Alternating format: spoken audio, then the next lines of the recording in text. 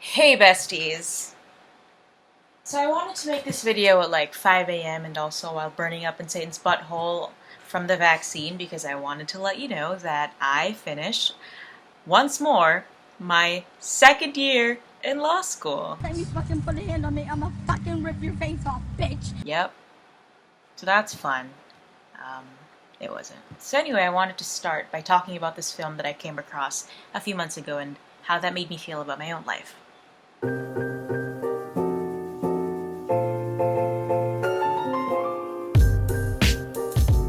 So this film is basically a collection of clips from someone else's life. The film doesn't really have the structure that a regular movie would have, and even then I wouldn't dare make an analysis of it because, you know, that's not what I'm here for. But when you watch this film, there's something about it that's so glaringly obvious that it's impossible to miss. And for me, that is how this man's entire life looks like it's captured on film. So it's decades and hours of footage from this man's life as it's titled as he continued to live it. And it felt like watching someone else's life through the eyes of the person who lived it, you know, zooming into specific moments and scenarios, being in groups of people that you don't know.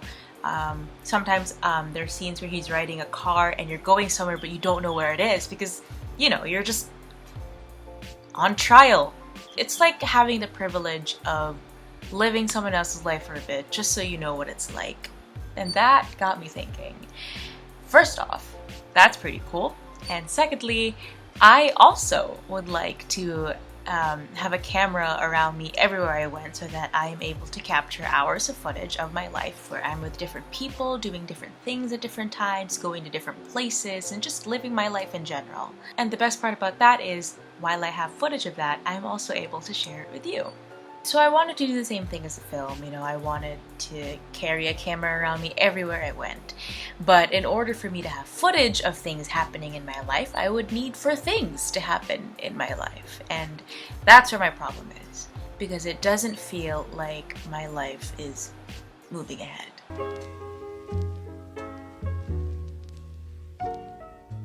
Since the panoramic started, there are only two things that I've ever really focused on, and that's school and also, you know, my feelings, processing emotions. With school, since March of last year, I have just been sitting in front of a computer, destroying my eyesight, just focusing on passing semester after semester. And it doesn't help that I'm not good at school either. Currently, however, I'm doing an internship at an NGO, and that's pretty cool. Although this is my first time at a workplace environment, like a real workplace environment, and I don't know how I'm supposed to navigate that yet. Every single time I receive a work email, I panic before I hit send. And after!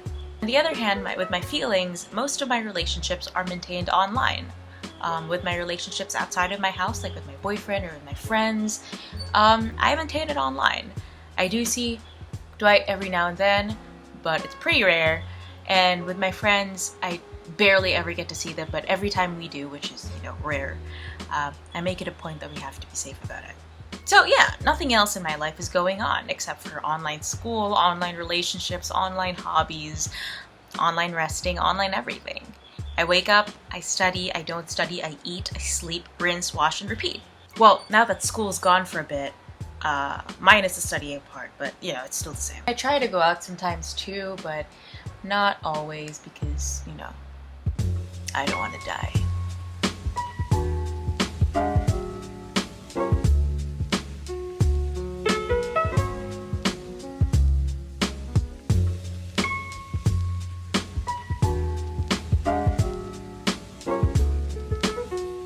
Still, that doesn't take away from the fact that it really feels like my life is at a halt, like my life isn't moving ahead, that it feels like my life is being wasted away in front of a screen, in my house, in my bed.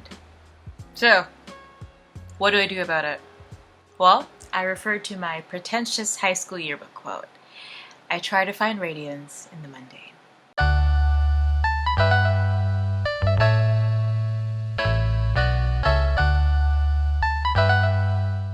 And how did that turn out for me? You know, did I succeed? Was I able to find radiance in the mundane? And the answer is, I like to think so. It is so easy to think that just because I'm not living my life as I used to before, that I'm not living life in general anymore. The fact still remains. While it's true that I'm staying at home most days, waiting out a pandemic in my own room, it's also true that through this, I am still able to continue my journey in law school. It's also true that I have a new baby niece now.